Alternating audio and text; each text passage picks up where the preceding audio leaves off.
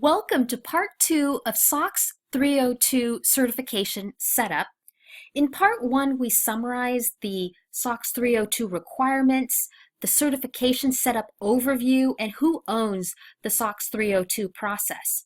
Today in part 2, we answer who to include in the SOX 302 certification, who to include in the disclosure committee, and when should we start the 302 process.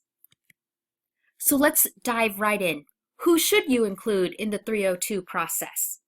The short answer is everyone who's necessary for your CEO and CFO to feel comfortable before they sign their quarterly certifications.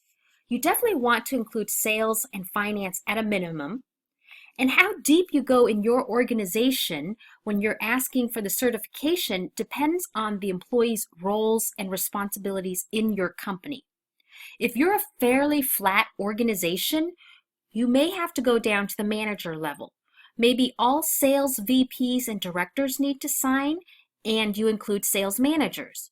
On the other hand, if you have more layers in your organization, you can pick all regional heads or all division heads or functions. The bottom line is it depends on your org chart and your company. So let me give you an example. Some employees have very innocent sounding roles like sales ops or facilities, and it turns out that they run all of the commitments for your real estate leases and you lease 500 stores across the country. In that case, it's a big disclosure area. Well, I'm assuming it's big for the company example we're talking about. So you want this person pulled in the certification. You want to consider people outside of finance and in the business because they have business information to share with finance. You may want to consider IT if you have major data centers. If your business is an Equinix where you build data centers or IT infrastructure, that's a huge impact on the financial statements and disclosures. If you have a large physical footprint, you want to make sure you reach out to facilities and real estate. You may be constructing brand new wind farms or large construction projects that need disclosures and have financial implications.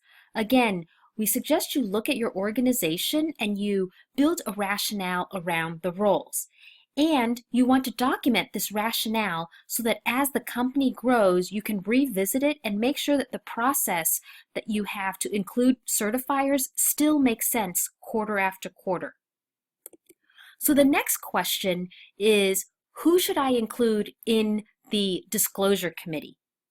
And that typically you would include the CEO, the COO, or if you are a tech company with heavy reliance on systems and technology, you may want to include your CTO.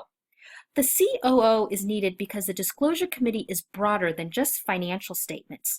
The technical side of the business should be taken into consideration, not just the financial side. You want someone from legal because they're thinking of liabilities and protection for the company and other regulatory perspectives.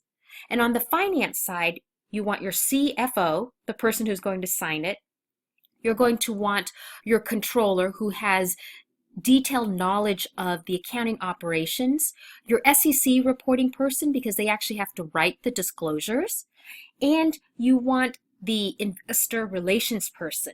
The investor relations person is the one who's drafting your press releases, or they're preparing a lot of the materials to be discussed in conference calls with investors. So you want them in the loop in case there are questions that come out of it. And when the disclosure committee has been put together, it should include a charter that talks about how often they review the results, how they report in they recommend and report the results to the audit committee. So when should I start the 302 process? There's actually 2 calendars that have to be created. The first is during the setup process, and the second is the ongoing recurring activities. So in my example here, you want to look at this and say, assuming you are a private company from before September 1st, September 1st is when your IPO is effective, we suggest doing the planning and the setup in the June timeframe at the latest. And you then also want to have a practice run around the July timeframe so that you can actually have your ongoing quarterly certification at the end of the quarter. So this is September 30 is your next quarter that you're going to have to do a certification that's official. And then the next one is December 31st. You want to start the planning activities so that it's best practice to have the ability to do a practice run. Keep in mind, when you go public, there's so many other deadlines to stay on top of. It's best to practice, work out all the questions, work out all the kinks so you get the certification nailed. Once you're public, the clock just keeps going. It doesn't matter whether you're ready for it or not. And you notice on this calendar the ongoing quarterly certification that we've marked up. Once you're public, every quarter it just repeats itself, so you don't have to have the setup and the planning or the practice run. It just continues on. So the more scalable and more upfront you think about your process, it makes it easier for you to administer it going forward. So here's a typical calendar after you've been public and now you're just doing it on a regular basis. And you'll notice here we assume that the timeline is going to be September and October, and I'm sorry that you can't see it as well, but in the early part of September, you're going to review your current org chart, and you're going to document the reasoning for including or excluding people who you want to certify.